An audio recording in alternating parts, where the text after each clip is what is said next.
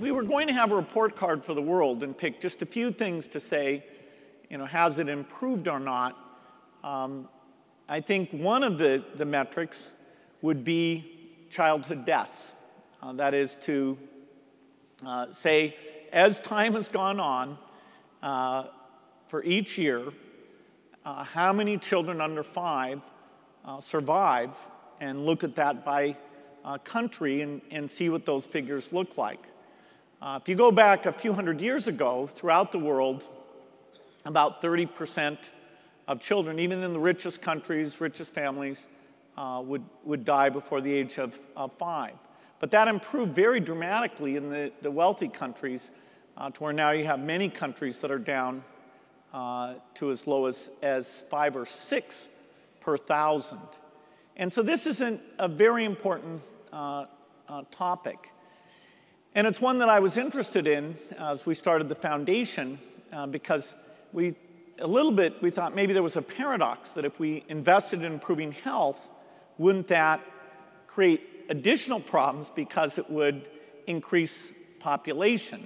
And if you increase population, then education, food, jobs, environmental degradation, all those things are going to be tougher.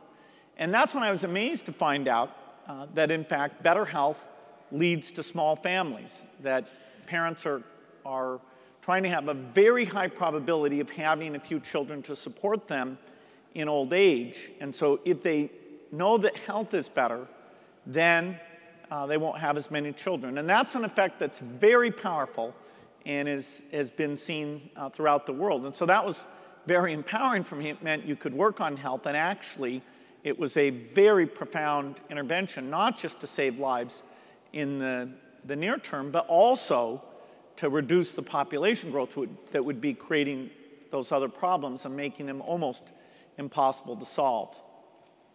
So I went out to find about these diseases, and I was amazed to find that there were a few diseases that account for a lot of these deaths. It was a very shocking thing. One way to think about the comparison that comes through to me in a fairly powerful way is to think of all the people who were born the same year you were and say, okay, how long until 20% of those people born your year have died? In a very poor country, by the time you reach the age of 4, 20% will have died. In a country like the United States, you get past the age of 60 before that takes place. So you can see a pretty dramatic difference there.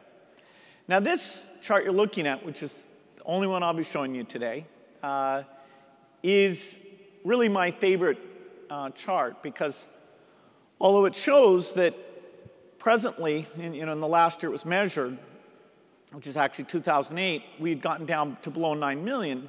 Even that's pretty tragic.